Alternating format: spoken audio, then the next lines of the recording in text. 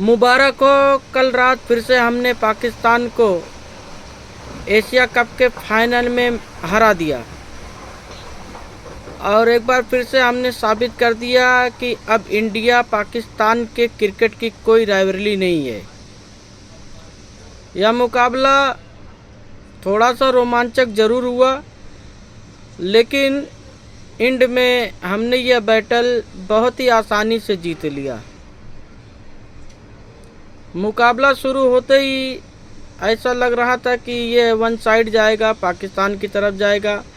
जिस तरीके से उन्होंने 21 वाले मैच में स्टार्ट किया था, एक बहुत ही ज़बरदस्त अप्रोच के साथ साहिबजादा फरहान ने जिस तरीके से बुमराह को डोमिनेट किया था 21 सितंबर को, सेम कल रात उसने वैसा ही डोमिनेट किया। उसने बुमराह को फिर से 4 पे 4, 6 पर 6 लगाए और फ़खरे जमन के साथ एक बहुत ही यूजफुल इनिंग खेला। लेकिन यह पाकिस्तान की बदकिस्मती कहें या पाकिस्तान के बल्लेबाजों की नालायकी कहें कि कोई भी टीम अगर स्टार्ट के उसके 5 विकेट गिर जाते 60-65 पर, तब भी वो डोमिनेट करके 160-170 तक जाती है। लेकिन पाकिस्तान इसके उलट है। अगर उनके एक विकेट 96 पर गिरे हों और सिर्फ 10 ओवर गए हों और बोर्ड पर 96, 90, 85, 84 लगे हों, तब भी ये 130, 135, 145, 160 तक ही जा सकते हैं। इनके अगर शुरुआत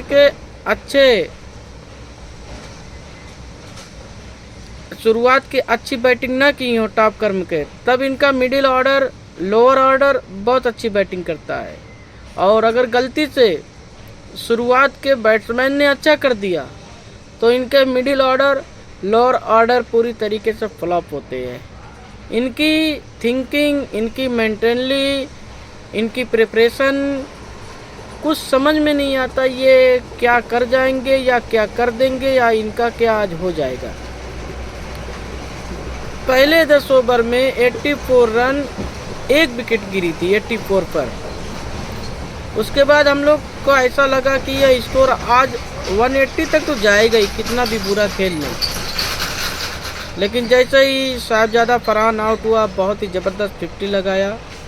उसके बाद जैसे ही वह आउट हुआ, पाकिस्तान की बैटिंग इतनी ज़बरदस्त कोलैप्स हुई, ऐसा लगा कि ये T20 मैच नहीं बल्कि कहीं पर्थ में या एडलीड में या जोहान्सबर्ग में या हमारे वानखेड़े में या और कहीं जो बहुत मुश्किल विकेट होती है। टेस्ट मैच चल रहा है कि जहां पर 20 रन पे 7 विकेट, 30 रन पे 8 विकेट, 25 रन पर 5 विकेट, 10 रन पर 4 विकेट, मतलब ये टेस्ट में होते हैं। T20 ODI में ऐसा नहीं होता है।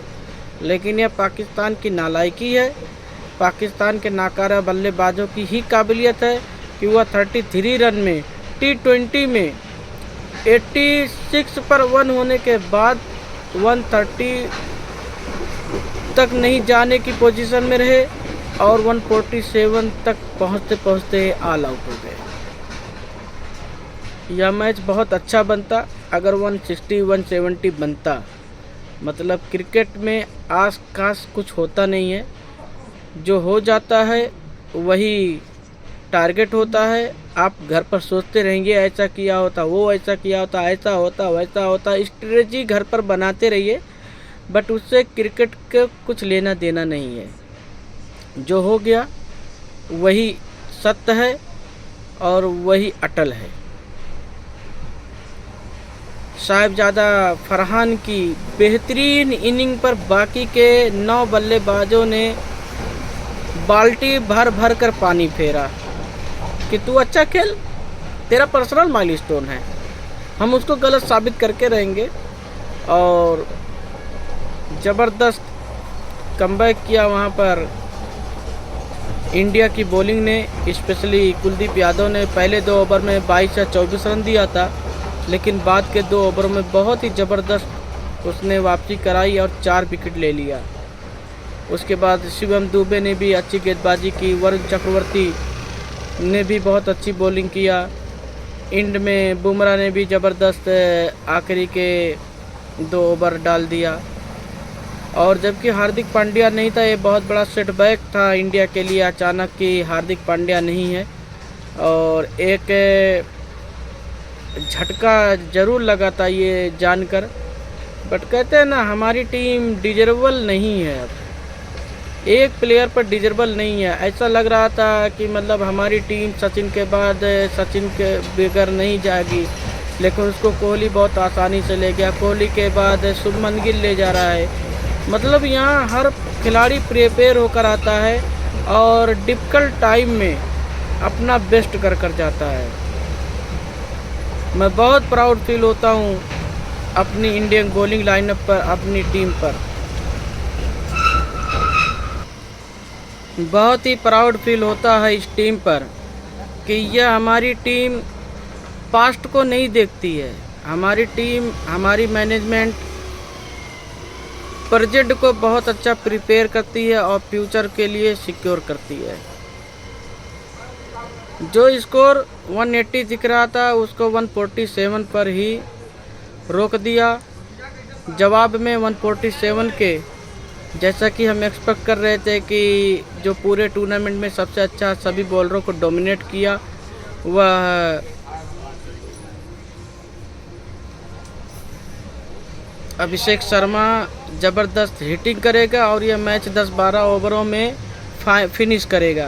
बट क्रिकेट में आप जो सोचते हो वैसा होता नहीं है। यह बहुत ही जानलेवा और अनप्रेडिक्टेबल है और यहाँ अपनी उम्मीदें 100% खरी उतरेंगी ऐसा नहीं है। और बहुत ही ज़बरदस्त बॉलिंग किया शाहीन अफरीदी और फ़हीम अशरफ ने। पहले 5 ओवर में सिर्फ हमारे 20 रन बने और 3 विकेट गिर गई, जिसमें शुभमन गिल, सूर्य कुमार यादव और अभिषेक शर्मा तीनों हमारे महारथी ढेर हो गए। जैसा कि मैंने पहले भी कहा कि हमारी टीम डिजर्वल नहीं है।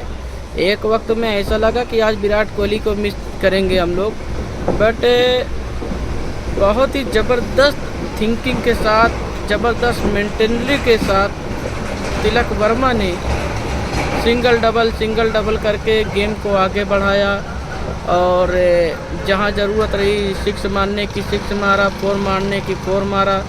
जिस गेंद को उसे मतलब सम्मानजनक तरीके से रोकना था उसको रोका, विकेट को रोका और संजू सैमसन के साथ एक बेहतरीन और टिपिकल यूजफुल 50 पार्टनरशिप की। संजू सैमसन एक गलत शॉट लगा के आउट हो गया और वो गलत शॉट नहीं, T20 का डिमांड ही होता है कि आप सिंगल डबल के साथ हदफ तक नहीं पहुंच सकते, टारगेट हासिल नहीं कर सकते। आपको जब रन रेट चढ़ रहे हों तो बीच बीच में चौके छक्के लगाने होंगे, तो वहाँ पर वह उस कोशिश में आउट हो गया, बट कोई हर्ज नहीं। उसके बाद शिवम दुबे आता है, बहुत ही ज़बरदस्त बैटिंग करता है वो, और जैसा कि 147, 135, 138, 150 के टारगेट में सिर्फ आपको 1 ओवर 15-20 रन का चाहिए। अगर वह 1 ओवर 15-20 रन का आ जाता तो आप मैच में आ जाते हैं। ठीक ऐसे ही हुआ इंडियन टीम ने हारिस रऊफ का वो 16वां ओवर को ज़बरदस्त तरीके से अपने हक में कर लिया, जहां पर 17 रन दिया हारिस रऊफ ने और यह मैच इंडिया की तरफ पूरी तरीके से मोड़ दिया। और अंत में आकर यह मैच ऐसा लग रहा था फंसेगा, लेकिन यह फंसा नहीं बल्कि इंडिया हंसा। तिलक वर्मा ने शानदार 50 लगाई, शानदार पारी खेली और यह 50 उसके करियर की सबसे बेहतरीन नोक में से है। वो कितना कुछ कर ले, लेकिन ये जो कल की अचीवमेंट है, कल के रात की अचीवमेंट है, इससे बड़ी अचीवमेंट उसके लिए होगी नहीं। और मेरे ख्याल से वो फ्यूचर है इंडिया टीम का। ज़बरदस्त हिटिंग एबिलिटी है और वक्त के साथ सिचुएशन के अकॉर्डिंग वो विकेट पर टिक भी सकता है। तो बहुत ही ज़बरदस्त ये पूरा टूर्नामेंट रहा। इंडिया ने ज़बरदस्त तरीके से इस टूर्नामेंट को डोमिनेट किया और पिछले 5 मल्टीनेशनल टूर्नामेंट में इंडिया ने 4 जीत लिया और इन 4 जीतों में नॉन डिफीट यानी 2025 का एशिया कप, 2025 का चैंपियन ट्रॉफी और 2024 का वर्ल्ड कप, ये हम नॉन डिफेटिंग रहे हैं। मतलब हमने कोई मैच नहीं हारा इस टूर्नामेंट में और तीनों हम क्लीन स्वीप किए ट्रॉफी के साथ। और 2023 का वो वर्ल्ड कप यार बहुत ही सैडनेस रहा। वो वर्ल्ड कप हमारा था और उस मैच में भी हमने 10 जीता और 1 मैच हारे और वह फाइनल हारा। तो यह बहुत ही सैडनेस रहा। वो 2023 की याद मेमोरी मेरे ख्याल से मेरे जहन से निकलेगी नहीं और वह मैच हमको जीतना चाहिए था। बट कहते हैं ना कि जो आपके हाथ में नहीं है वो आपको मिल नहीं सकता। 2023 का एशिया कप ने भी हमने जीता और वहाँ भी हम सिर्फ बांग्लादेश से हारे और वह एशिया कप भी हमने जीत लिया। तो यह पूरी तरीके से हमने यह एरा डोमिनेट किया है। पूरी तरीके से हमने अपनी क्रिकेट को अलग पहचान दी है, अलग लेवल की क्रिकेट को खेल रहे हैं और हमारी जो जनरेशन ट्रांसफर हो रही है वो बहुत ही ज़बरदस्त तरीके से हो रही है। मतलब पिछले को याद ही नहीं करते हैं। इस तरीके का हमारे नए खिलाड़ी, नई जनरेशन काम कर रही है। मैं पूरी मैनेजमेंट को बहुत बहुत बधाई देता हूँ, मुबारकबाद देता हूँ और उम्मीद करता हूँ आने वाला वर्ल्ड कप 2026 का भी हम इसी तरीके से जीतें। 2026 भी हमारे तरीके से बेस्ट ऑफ लक हो। और साथ ही एक और मैसेज पाकिस्तान की तरफ गया कि जो पिछले मैच में सूर्या कुमार यादव ने कहा था कि अब इंडिया पाकिस्तान के बीच कोई राइवलरी नहीं रह गई है, उसको एक और मोहर लगा दिया, एक और हथौड़ा मार दिया सूर्या ने कल मैच जीतकर। क्योंकि राइवलरी होती थी बट ये 2010 से पहले 1990 के बीच में, अब वो राइवलरी ख़त्म हो गई है। अब वन साइड मुकाबला होता है और अब इंजमाम उल हक जो कि पिछले मैच में सूर्या के बाद बोले कि अपने सीनियर से पूछें। भाई सही बात है, वो राइवलरी थी, आपने बहुत अच्छा क्रिकेट खेला और हिस्ट्री रहेगी, लेकिन जो टीम हिस्ट्री पर ही रहेगी को थिंकिंग करती है, उस अप्रोच को ही वहीं पर उस अप्रोच को ही अपनाती है कि हिस्ट्री में देखो तो हिस्ट्री जो होती है वो वहीं पर हिस्ट्री हो जाती है। अच्छी टीम वो है जो अपनी हिस्ट्री से बाहर निकल के फ्यूचर के बारे में सोचे और जब फ्यूचर में अच्छा करेगी तो वो हिस्ट्री बदल जाएगी। आप खुद सोचिए कि इंडिया पाकिस्तान का जो मुकाबला हुआ, जिस तरीके से अब हिस्ट्री चेंज हो रही है वो बहुत ही ज़बरदस्त चेंज हो रही है। आप खुद सोचिए 2022 के बाद पाकिस्तान लगातार 8 मैच हार चुकी है और स्कोर इस एशिया कप से पहले वो 79